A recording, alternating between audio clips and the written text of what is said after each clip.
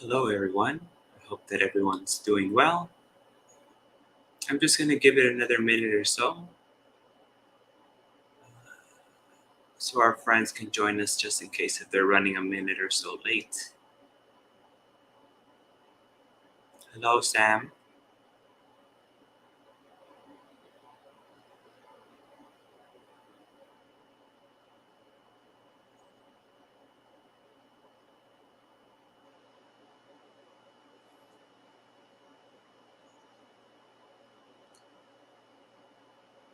Hello, Manal. Good morning, Richard. Hello, Matias. Good morning to everyone.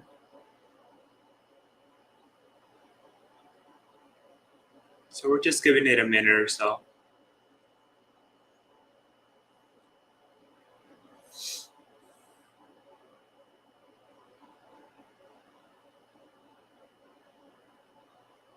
Good morning to everyone out there, whoever you may be.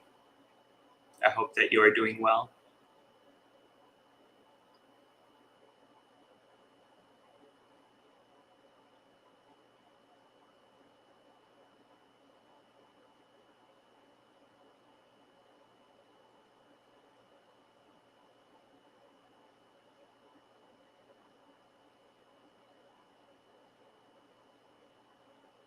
Good morning, Norma.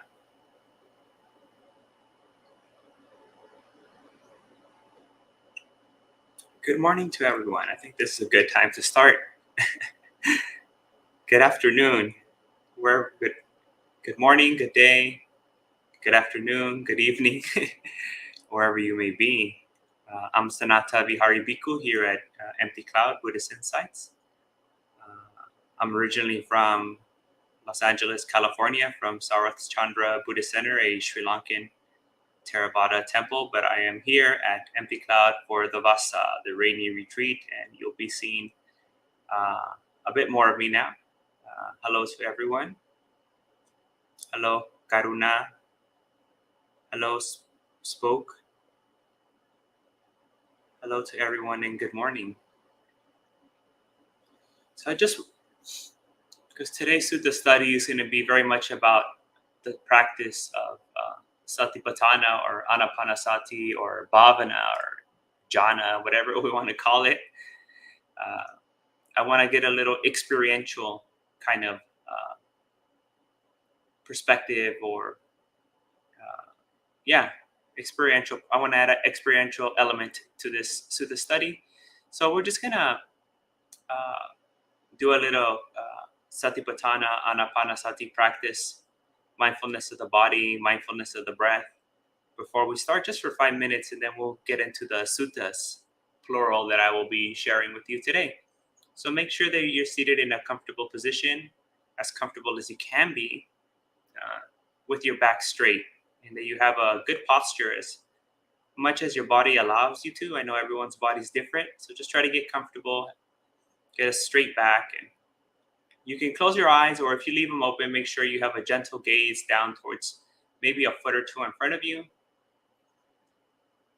And you can begin by withdrawing your attention from the external environment. So just slowly begin to withdraw your attention from the external environment and focusing your attention on the breath, on the body, becoming aware of the in and out breath. And not so much on a cognitive, intellectual level where you are kind of saying breathing in, breathing out, but on a very somatic, visceral level where you feel each breath as it comes in and it goes out. So when I say know the breath, I mean know it through feeling it. So you know when you breathe in and you know when you breathe out. Without focusing on any particular part of the body, but just knowing the whole breath, the entire breath. And you can also withdraw your attention from any future plans you may have and from any memories of the past. And just stay with the breath, feeling the body breathing in, feeling the body breathing out. And you might notice there are some long breaths or short breaths. You might notice that you're breathing fast or slow. Just be aware of that.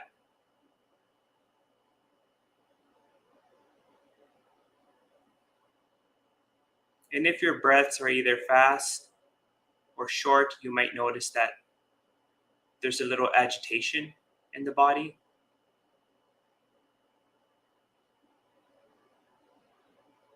And if your breaths are long and short, you might notice that there's a bit more calmness and relaxation and tranquility in the body. Don't try to control the breath. Just let it happen in a natural way. And just become aware of the entire body.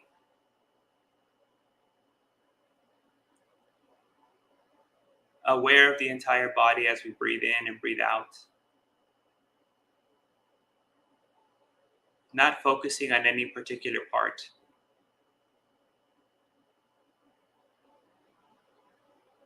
And just noticing this relationship between our breath and our body, this interaction.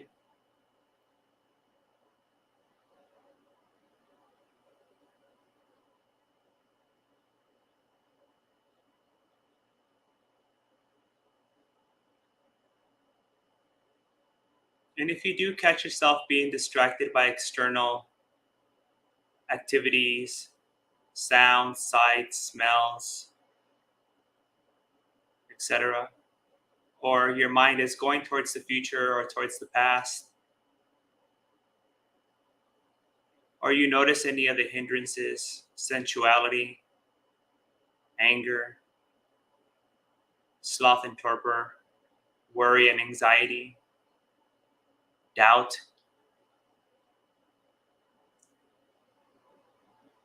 If that happens, just come back to the breath. Gently come back to the breath. There's no need to explore why or what is this. When you notice that your mind has gone away from the meditation, just go ahead and bring it back gently. You don't need to criticize yourself or criticize your practice. If your mind drifts 100 times, you just bring back your attention to the meditation 100 times. That's the training. But sometimes we might notice that just working with the breath, working with the body, sati, mindfulness, is not enough in and of itself. The hindrance or the distraction might be too powerful. And in those occasions, what we can do is we can direct our attention, direct our mind, recollect a wholesome, inspiring thought or image, such as the Buddha, the Dhamma, and the Sangha.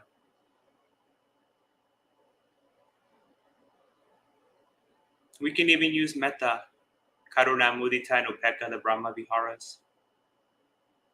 And you notice when we cultivate, when we reflect on these wholesome qualities of the Buddha and the Brahma Viharas,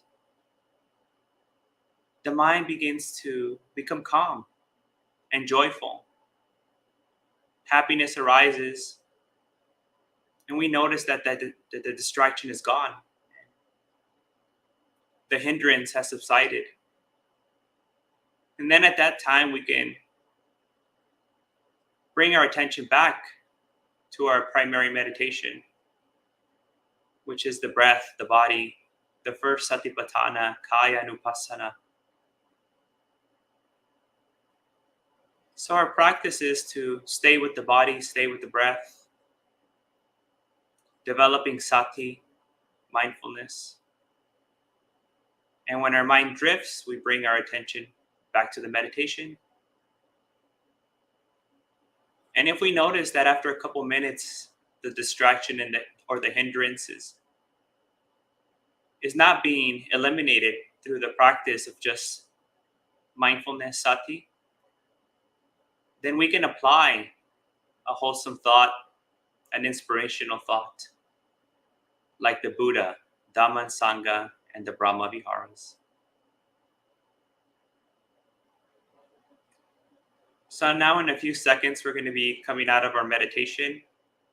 So you can gently let go of your meditation. Gently open your eyes if you had them closed. Become aware of what's going on around you, the environment, the context which you're in.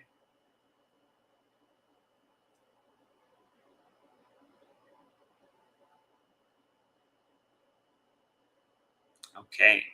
So now we got some experiential experience or understanding of the topics that we're going to be covering today.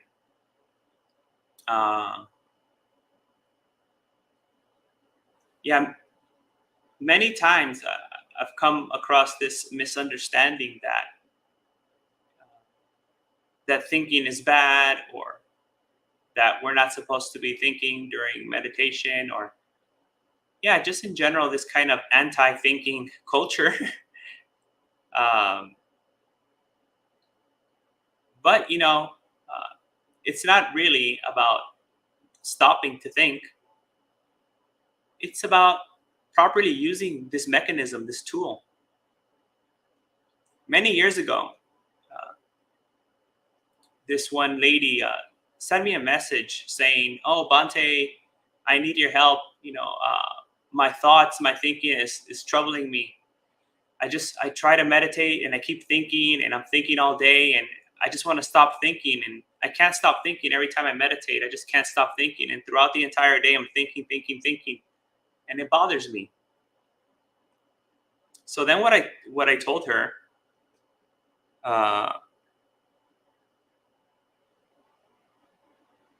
okay, I'm just making sure everything's working. So then what I told her was, just imagine this. Imagine that from the moment that you woke up to the moment that you went to sleep, you only had thoughts of the Buddha, the Dhamma, the Sangha, loving kindness, compassion, altruistic joy, equanimity, all these kind of thoughts. Do you think that you would have sent me a message today? And she said, "No, Bhante." And I said, "Why wouldn't you have sent me this message that you wanted to stop thinking?" And she said, "Well, Bhante, those are nice thoughts. They're good thoughts. They would be very peaceful thoughts. I would enjoy those kind of thoughts." I said, "Okay." So here we notice that it's not thinking of itself or thinking by itself that's the problem. It's what you're thinking about, right? The thoughts that you're generating. That's the key. So we can't try to make the mistake of throwing out the baby with the bathwater, right? Just because we're unskilled, we're untrained on how to think or what to think about, doesn't mean that the solution is to do a kind of spiritual lobotomy, get rid of our thinking capacity. So that's what I'm going to be talking about today. I'm going to be sharing with you maybe 3 suttas, but definitely 2 suttas about this topic.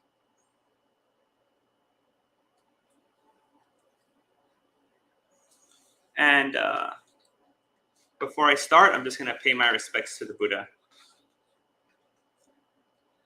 Namo tassa bhagavato arahato samma sambuddhassa. Namo tassa bhagavato arahato samma sambuddhassa. Namo tassa bhagavato arahato samma sambuddhassa.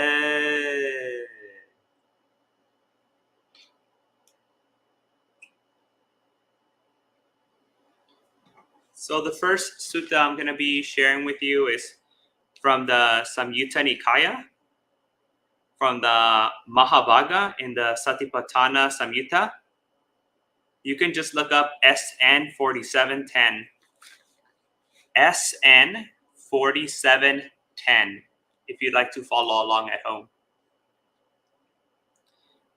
And I'll be using the Bhikkhu Bodhi translation.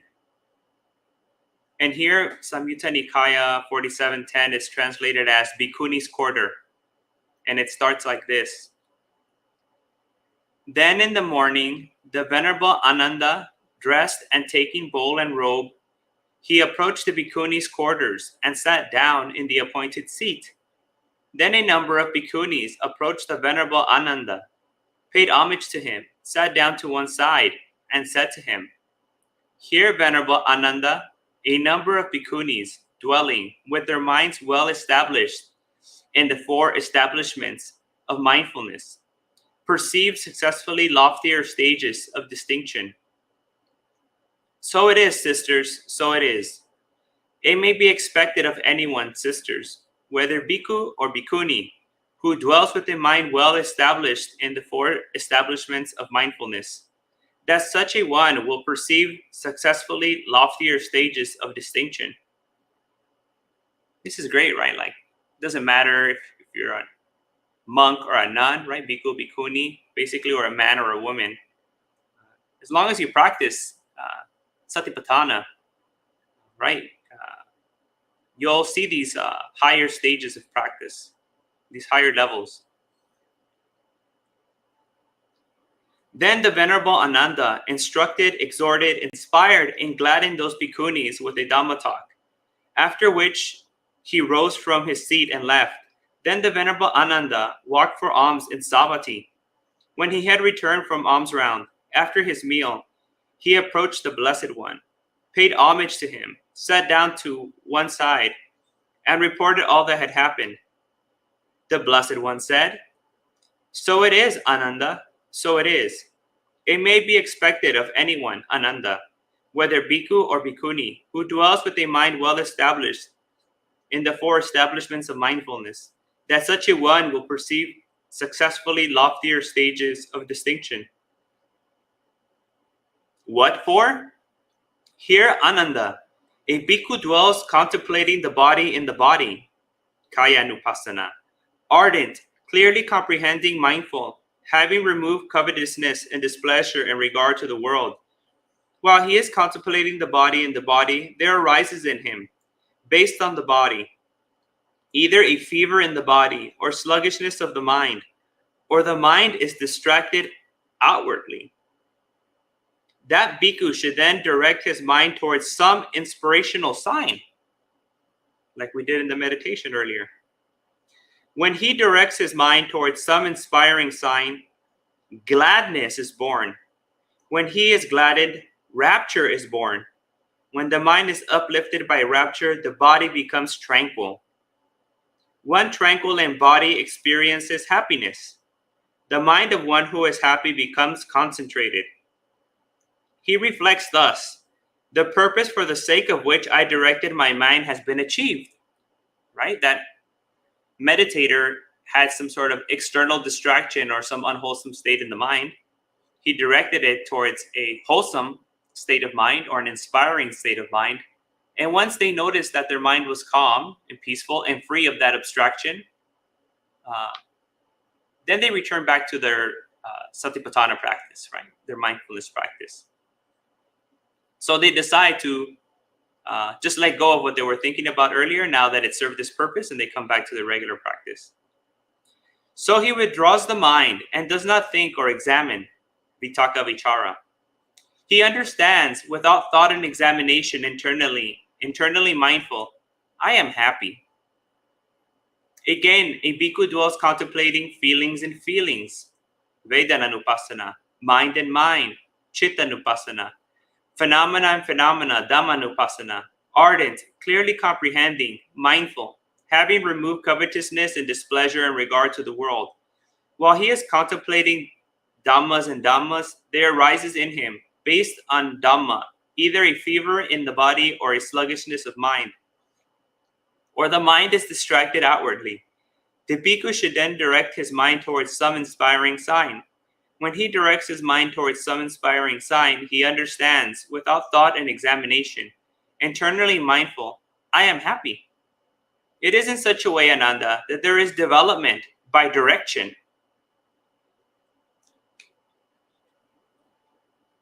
So this is the way you cultivate the mind, by directing it towards something, right? And here that directing it was towards that wholesome thought or wholesome image, right? So we were no longer directing it like in the beginning. We had our attention placed on the body, on feelings, on the mind, on dhammas.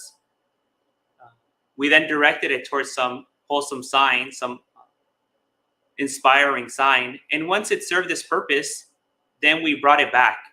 And that kind of directing it towards a wholesome sign requires thinking, right? So then we have to let go of that thinking at some point once we notice that it served its purpose, and return to the meditation. So that's what is meant by the development of direction, right? And how, Ananda, is there development without direction? Not directing his mind outwardly, a bhikkhu understands, my mind is not directed outwardly. Then he understands, it is unconstricted after and before, liberated, undirected. Then he further understands, I dwell contemplating the body in the body, ardent, clearly comprehending, mindful, I am happy. Not directing his mind outwardly, a bhikkhu understands, my mind is not directed outwardly.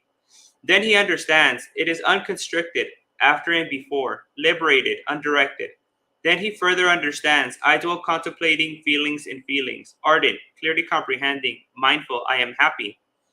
Not directing his mind outwardly, a bhikkhu understands, my mind is not directed outwardly. Then he understands, it is unconstricted, after and before, liberated, undirected. Then he understands, I dwell contemplating mind and mind, ardent, clearly comprehending, mindful, I am happy. Not directing his mind outwardly, a bhikkhu understands, my mind is not directed outwardly. Then he understands, it is unconstricted, after and before, liberated, undirected. Then he further understands, I dwell contemplating phenomena, ardent, clearly comprehending, mindful, I am happy. It is in this way, Ananda, that there is development without direction. Thus, Ananda, I have taught development by direction, I have taught development without direction. Whatever should be done, Ananda, by a compassionate teacher out of compassion for his disciples, desiring their welfare, that I have done for you. They are these feet of trees, Ananda. These are empty huts. Meditate, Ananda. Do not be negligent, lest you regret it later. It is our instruction to you. This is what the Blessed One said. Elated and Ananda delighted in the Blessed One's statement. So there's three things that I think that are important here to notice about this practice. There is the mind that is outwardly directed. That means a mind that is distracted. There is a mind that is directed, which is at the wholesome object, like Buddha, Dhamma, Sangha, or the Brahma Viharas. And then there is a mind that is not directed. And that is just the practice of Satipatthana, right? Observing the body, observing feelings, observing the mind, and observing Dhammas. So the one that we, want to try to avoid having our mind in for too much time is outwardly directed, right? Instead of meditating where our mind is caught on some sound, or there goes a car, why are they so loud? I can't meditate, or smells, or any kind of external stimulus. Outwardly directed also means thinking about the past and the future. You're not really here. Your mind is outwardly directed to some other place, some other time. Directed means that you're cultivating wholesome thoughts, right? So you're not actually completely present, right, in what's happening right now, mindful. Your mind is directed at something that's going to bring happiness. So you're thinking, there's vitaka and vichara. And then there's non-directed, which is just the regular practice of anapanasati, right? So these are the three kind of different direct ways the mind can be applied, right? Outwardly directed or not directed. So the reason I shared this with you is that I've noticed with many people who practice, have mindfulness practices, or vipassana or satipatthana, whichever word you want to use. Many of these people who come across this problem of their mind just always thinking, or always getting distracted, they only have usually one tool, and that's just to, stay with it. Like, keep breathing, keep practicing mindfulness, with the hopes that that hindrance or that distraction will eventually fade. And most of the time it does, actually. Most of the time, if you stay with the body, with feelings, with the mind, with dhammas, you're not fueling that distraction, and you're not fueling that thought or emotion. And after some time, it will dissipate. But sometimes it doesn't, and you could spend most of your meditation, the entire meditation, or the whole day if you're on a retreat, without overcoming this hindrance. What you can do in those type of scenarios, when you feel that the distraction is too powerful, right? Or the hindrance, the sensuality, the anger is too powerful, or the confusion, the doubt is too powerful. You can then generate, reflect, contemplate on the Buddha, on the Buddha's wholesome qualities, right? Itipiso bhagava araham samma sambuddho, and so on. You can think about the goodness of the Buddha and bring the Buddha to mind. And then once you notice that your mind is no longer distracted, and you notice that those unwholesome, unskillful thoughts are no longer present in your mind, then that kind of thinking has served its purpose, right? And you let go of directing the mind towards it, and you just come back to practicing in the body.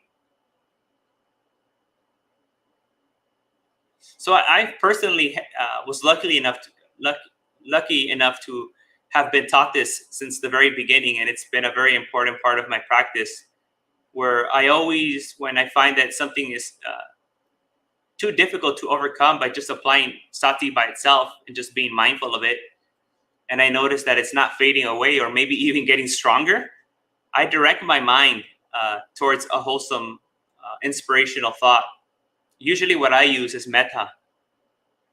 Loving kindness is my way of gladdening the mind and calming it. And then I'll come back to my breathing practice, right? My body practice.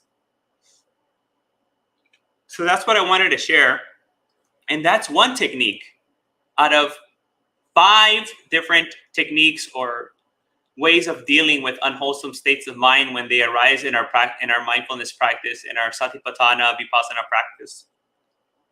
And then I would like to share with you another sutta called Vitakka Santana Sutta. It's the Majjhima Nikaya 20. Just let me turn to that page if you want to follow along at home.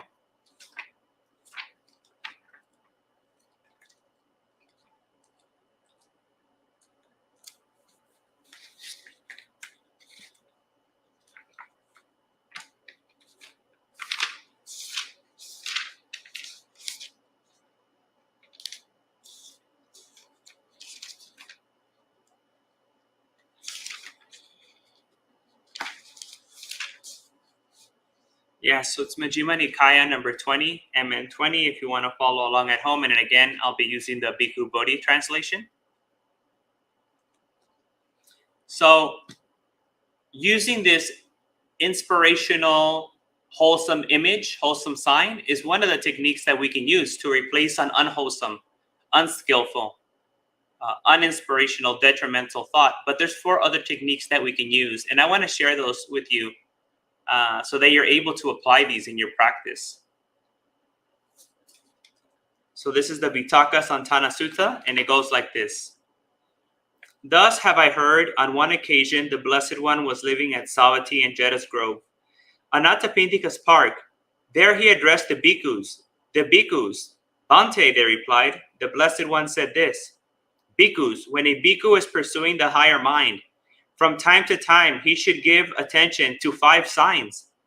What are the 5? Here, bhikkhus, when a bhikkhu is giving attention to some sign, and owing to that sign there arises in him evil, unwholesome thoughts connected with desire, with hate, and with delusion, then he should give attention to some other sign connected with what is wholesome, When he gives attention to some other sign connected with what is wholesome, then any evil, unwholesome thoughts connected with desire, with hate, and with delusion are abandoned in him and subside. With the abandoning of them, his mind becomes steadied internally, quieted, brought to signlessness, and concentrated. Just as a skilled carpenter or his apprentice might knock out and remove extract a coarse peg by means of a fine one, so too, when a bhikkhu gives attention to some other sign connected with what is wholesome, his mind becomes steadied internally, quieted, brought to singleness and concentration, which is exactly what we just learned in the previous sutta, the Samyutta Nikaya 47.10, right? Being able to use a wholesome sign, an inspiring sign, to be able to overcome greed, hatred, or delusion when it comes into the mind. And he gives the example of like removing a coarse peg that they used to use to keep furniture together with a finer one to take it out, and then replacing it with a one that works, a wholesome peg. But there's 4 more kind of techniques that we can use to overcome unwholesome signs, unwholesome thoughts, distractions when they arise in our practice. If when given attention to some other sign connected with what is wholesome, there still arises in him evil, unwholesome thoughts connected with desire, with hate, and with delusion, then he should examine the danger in those thoughts thus. These thoughts are unwholesome. They are reprehensible. They result in suffering. When he examines the danger in those thoughts, any evil, unwholesome thoughts connected with desire, with hate, and with delusion are abandoned in him and subside. With the abandoning of them, his mind becomes steadied internally, quieted, brought to singleness, and concentrated. Just as a man or a woman, young, youthful, and fond of ornaments, would be horrified, humiliated, and disgusted with a carcass of a snake or a dog or a human were hung around his or her neck, so too when a bhikkhu examines the danger in those thoughts, his mind becomes steadied internally, quieted, brought to singleness, and concentrated. So this next one is just really analyzing the thought, right? Being able to use that element of Dhamma Vichaya, right? The second factor of awakening to discern what is wholesome and unwholesome. We look at that unwholesome thought and we consider the consequences, right? What will be the results of entertaining such a thought? Is this for my benefit, for the benefit of others, for the benefit of all? No, it's actually detrimental for myself, for others, and for everyone.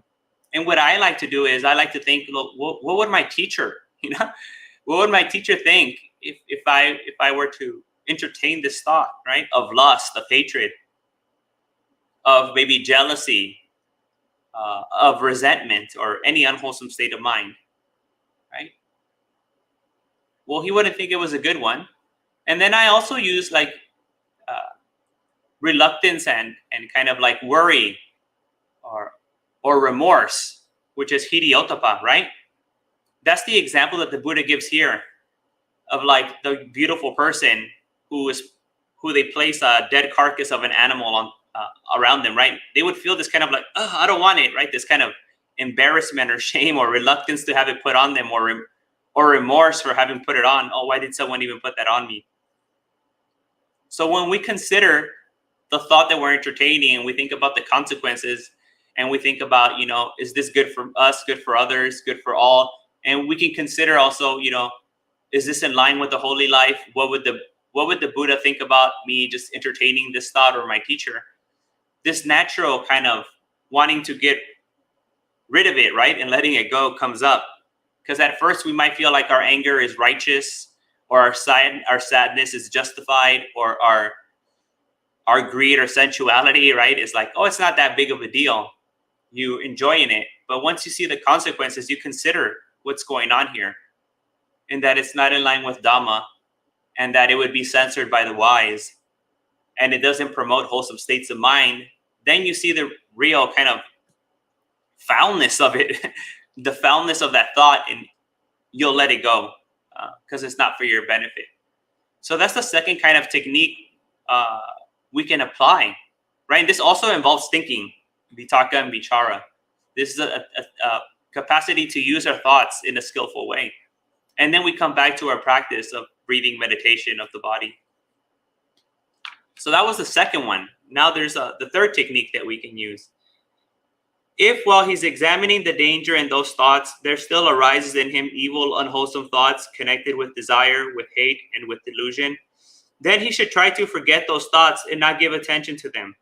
When he tries to forget those thoughts and does not give attention to them, then any evil, unwholesome thoughts connected with desire, with hate, and with delusion are abandoned in him and subside.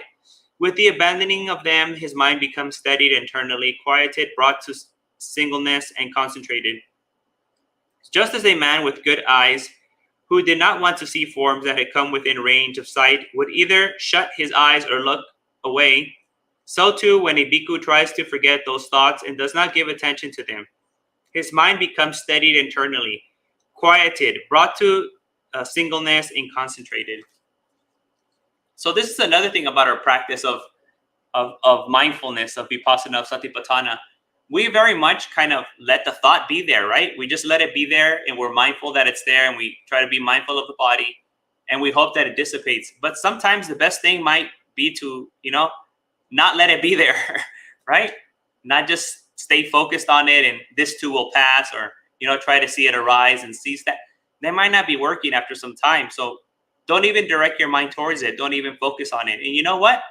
You might even have to get away, stand up from your meditation and do something else. So the point here is that we don't just let our minds stay on it, right? And hoping that, well, through my mindful practice, it'll disappear and you kind of stay with it. Or through the practice of cultivating a wholesome thought, and then there's the unwholesome one, and they're kind of both there fighting for competition. It's still there, right? And then in the third one, when we consider the consequences, our mind is very much on that unwholesome thought, right? In this one, we're like, okay, we're not going to direct our mind or entertain that wholesome thought at all. We're just going to move it somewhere else, right? We're just not going to pay attention to it and direct the mind towards something else. And that might actually mean that you do something else, right? You could start walking meditation, or you could start doing something else. You can go read a sutta or go do something else, right? So the thing about this technique is about kind of moving away from it. And if you have some degree of skillfulness in meditation, you can do it while you're sitting. But in the beginning, it might actually require for you to go ahead and do something else.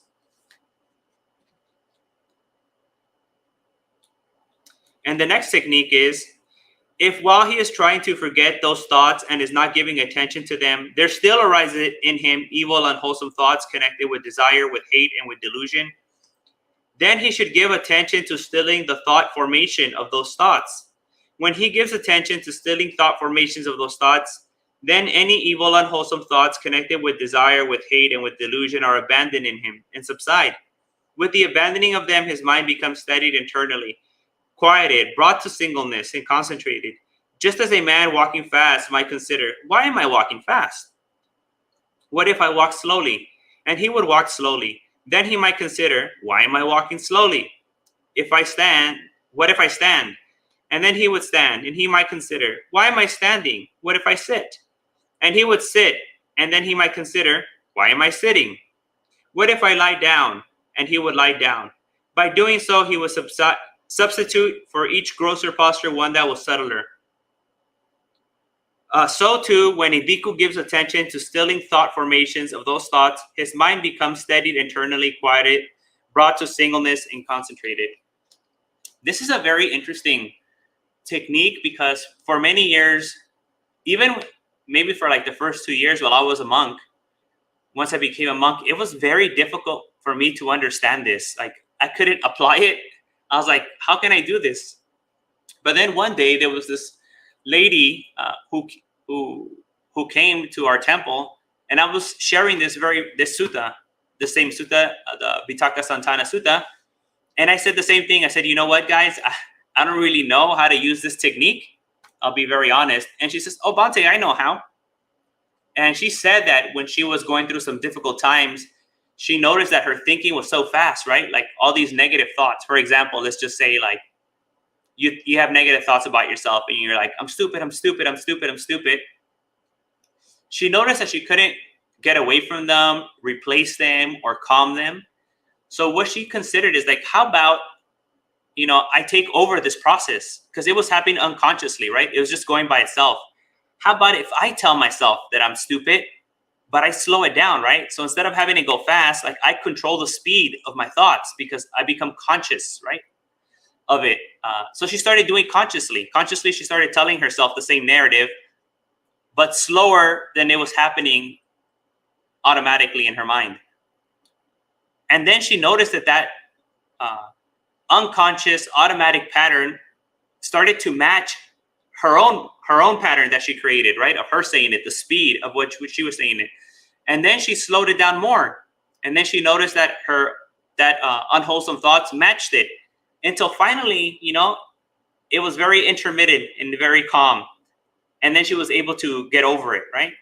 So I was like, yes, this is exactly like in the Sutta. It says, a man who was running walks, who walks stands, from stands sits, and from sitting lies down. So what we do is we make the unconscious conscious, and we, instead of letting things happen on their own, we take charge of it, right? And we try to work with it and kind of manipulate it. And that helps us calm the mind. And then once our mind becomes calm enough, right, we see that our mind is not overwhelmed by this fast, overwhelming, powerful kind of thinking. We come back to our breathing, back to the body, back to feelings, back to the mind, back to Dhammas, right? Back to our Satipatthana practice.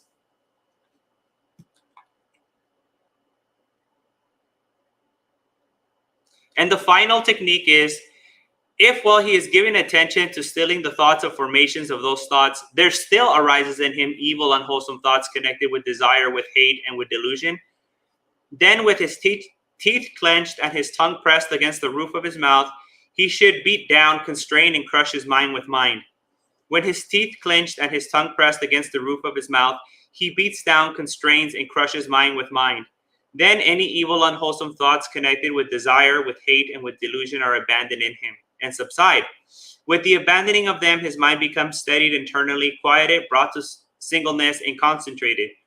Just as a strong man might seize a weaker man by the head or shoulder and beat him down, constrain him and crush him, so too, when his teeth clenched and his tongue pressed against the roof of his mouth, a bhikkhu beats down, constrains, and crushes his mind with mind. His mind becomes steadied internally, quieted, brought to singleness, and concentrated. So I think many of us are very familiar with this technique, right? Where we just try to fight it and like, no, I'm not going to allow myself, right? Or like maybe when you want to say something and you don't let yourself say it, right? You're like, I wish I would, but I can't say it, right? You kind of have that forceful application of mind to kind of stop it. And this is like the last one, right? So it starts always if, while he is still, etc., whatever technique, and it goes down a list, right?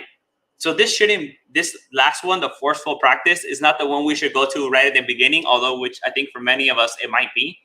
We start with the inspiring image, right? Replacing an unwholesome image with a wholesome image or sign.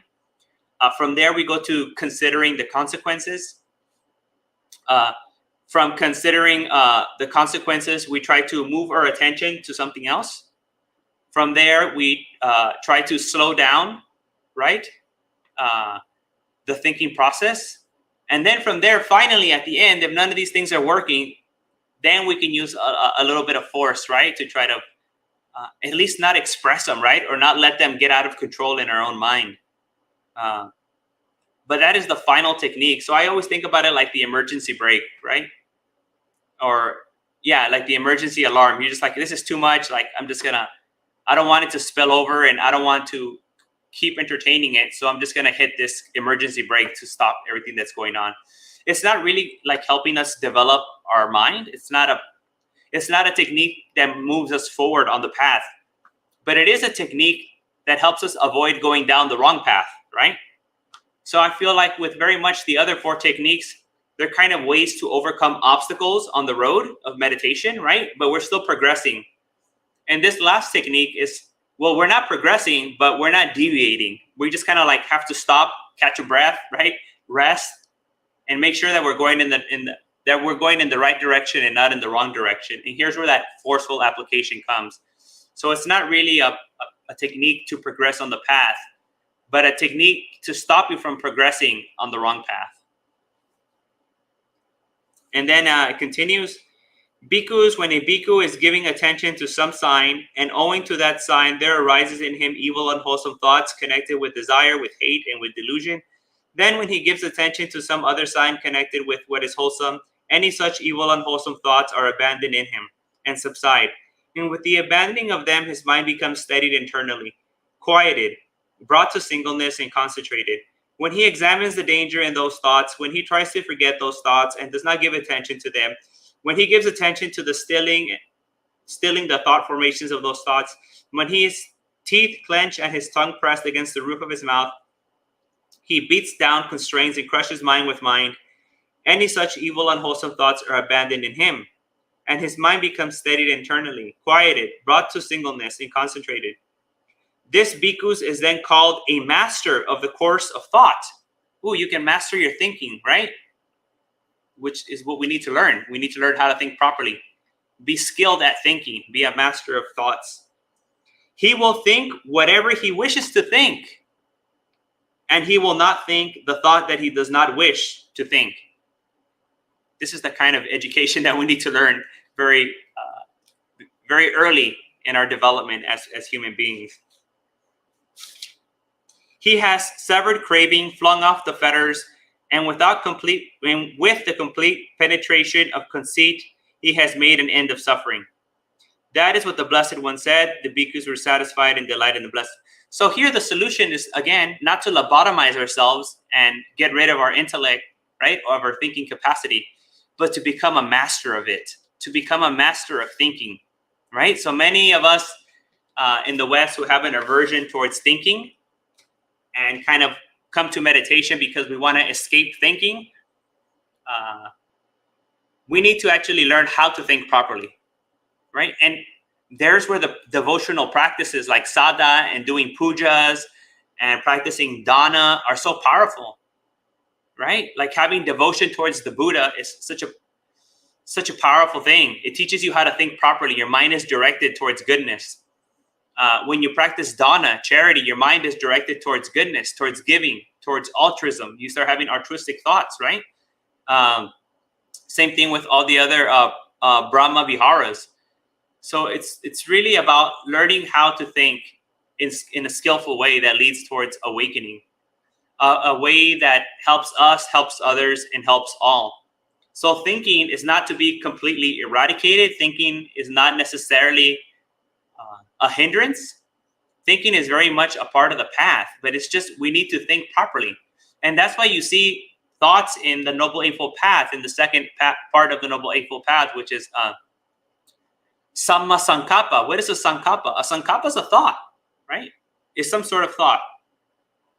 And we have to cultivate thoughts of Nekama, renunciation, thoughts of Abhyapada, which is non-anger, or we can think about it in the positive as Metta, loving kindness, thoughts of Avihimsa, which is non-cruelty, or in the positive thoughts of Karuna, compassion, right? So right in the beginning, right after Diti, which Diti also has to do with like thinking, we have the thoughts that we're supposed to be training in, right? Thoughts of letting go, thoughts of loving kindness, thoughts of compassion. We are supposed to be actively generating these thoughts. But not only there, when we look at the sixth step in the Noble Eightfold Path, Samavayama, the Buddha directly tells us there in the practice of Pahana, when there is an unwholesome thought in the mind, one eliminates it by replacing it with a wholesome thought that wasn't there in the mind. That is Pahana, elimination. Elimination through replacing, right? Thinking unwholesome thought, and then you think a wholesome thought. That is Pahana. That is the second of the Chatari Patanas. And then we also have Bhavana. Bhavana means to actively cultivate wholesome states of mind, which include also thoughts, sankappas or vitakas, right? So thinking is very, very much an important part of the path. We just need to learn how to think. And also we can apply thinking in our meditation, right? As we learned today, there are skillful ways to apply thinking in our Satipatthana practice. So that's what I wanted to share with you today. Hopefully this can help you in your everyday life, which it's really the key, and also on the cushion when you do your formal meditation. So we still have about 10 minutes. So if you have any questions about this technique, how to practice it, about any of these two suttas, then you can go ahead and put it in the chat, and I will try to do my best to give you a comprehensive answer. So I'll just give you some time to write a question about the sutta or about this practice, how to apply this technique.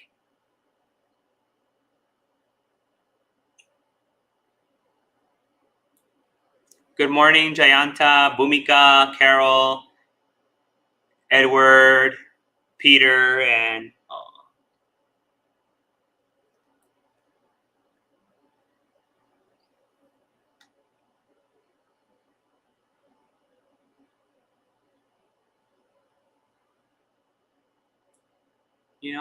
I would also recommend, looking into the Chaturaraka, the 4 anusatis: Buddha Nusati, Metta Nusati, Asubha Nusati, and Mara Nusati. Buddha Nusati, is that very wholesome thought, which will help us overcome any aversion towards anything. So will Metta. Metta helps us with aversion, which is also hatred, and fear, which is another form of aversion. Asubha helps us with sensuality, right? Or vanity, our own vanity of our own body, or sensual desire towards others. And then Mara Nusati helps us with the delusion, right? That things are permanent, that this body is permanent, that this is ours. And it helps us understand the impermanence and the impersonality of this body. So if you see that if your mind leans towards aversion, you can practice Buddha Nusati and Metta Nusati. And if your mind leads towards greed, right, or sensuality, then we can practice the Mara Nusati and the Asubha Nusati, which are thinking, right? We're contemplating Anusati. We're bringing it back to our awareness, back to our mind. And that's also a way of thinking. And that's a very important part of my training. When I first started training as a Samanera, we would practice the Chaturaraka, Buddha Nusati, Metta Nusati, Asubha Nusati, Mara Nusati every day. And that really changed my thoughts. My mind started going towards that kind of thinking. Buddha, Metta, Asubha, and death, instead of thinking the worldly way. So part of this path is to, reprogram ourselves, change the way we think and the content of our thoughts.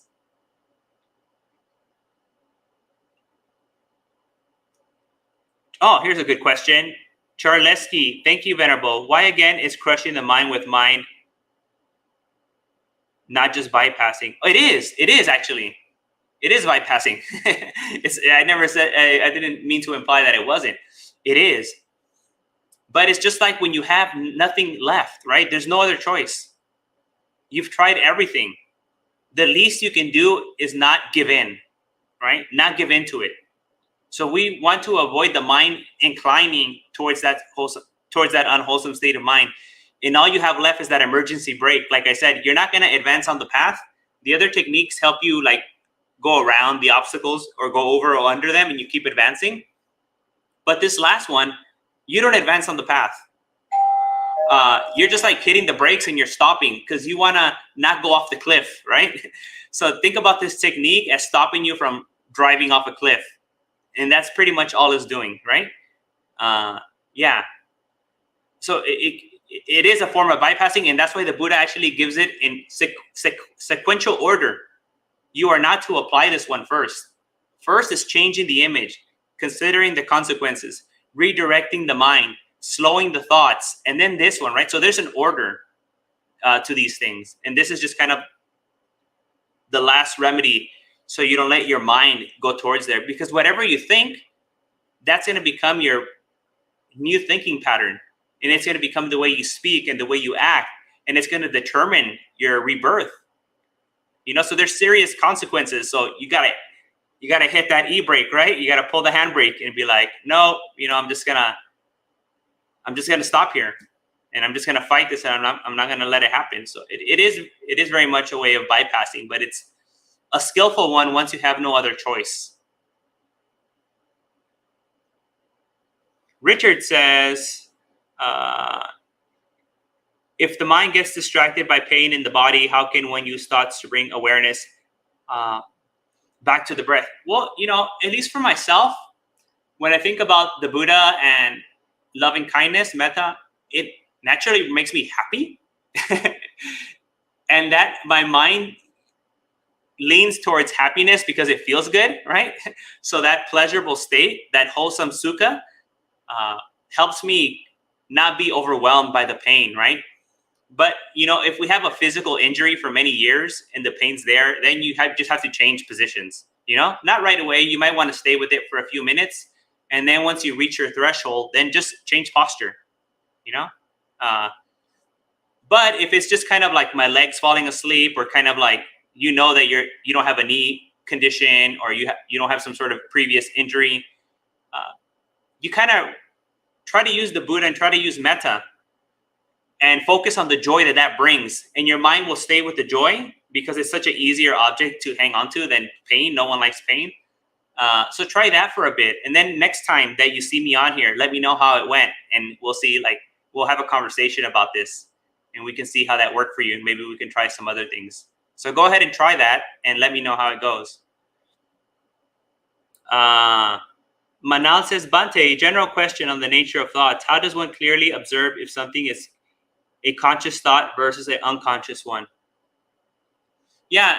So, for many of us, for most of our lives or in the beginning, we could say that thoughts are unconscious. They're just happening on their own. They're patterns. We have these mental patterns, and it's just playing the same stories, all these stories going on. But it's once we start to either delight, right? Like a thought comes up about a beautiful person. You didn't choose to think about that beautiful person. But once you start letting your mind rest in it, oh yeah, that person is beautiful. And you're like, oh, I would like to go out with them. I'd like to kiss them. Now you became conscious, but you're kind of going with it, right? So what you can do when you notice that you're going down that train of thought, you say, no, this is not skillful for me. This is not good for me. And you start thinking about something else, right? You start working to get rid of that thought. So yes, for the most part, we're running on automatic. We're on default setting, and it's just going and going and going. So that's the beauty of sati, practicing sati sampajanya, having yanaso manasikara, having Dhamma vichaya. These skillful states of mind help us be able to control our mind and notice and be able to direct it. So we really need to first work on sati so we can become conscious of these unconscious mental patterns, and then redirect, eliminate, calm, whatever we need to do to overcome them. But yes, Manal, they're mostly unconscious, and first we need to work on sati. Spoke said, right effort. Yes, sama vayama. Generating realistically positive states. Yes. Eliminating, then cultivating, and then maintaining. And these are the four, right? Samvara, Pahana, Bhavana, Anurakana. Or the Chattari Sama Padanas. The four wholesome strivings. Yeah, and for everyone that's here today, please try out everything that I said. Even if for 5 minutes, try it out. And then next time you see me, let me know how it went. And I'm going to be here for over 3 months. Let's have a dialogue, and let's kind of have this back and forth where, let's do this will be like a troubleshooting kind of meditation, right? Oh, what's that thing on tech support, right? There's this series where they get scientists and other professionals in a field, and they're physics tech support, biology tech support. We can do a meditation tech support kind of thing. I saw it on YouTube once. It came up. But yeah, so we can do a Satipatthana tech support, and I'll be the person to help you out. But you need to try it out first, right? And then we'll have this back and forth. Okay, everyone. I think that is it for today. So today you gave up your morning, day, afternoon, evening, or night to listen to the Dhamma, to practice the Dhamma, and to support us, because by you watching this and liking it and sharing it, And I think all of you have already subscribed. You're also supporting us. So you're also creating punya kama, meritorious deeds. And by the power of these meritorious deeds, may you be free from bad company, and may you always have good companions until you attain nibbana. Imina punya kamena mame bala samagamo satam samagemo hotu yaveni banapatiya.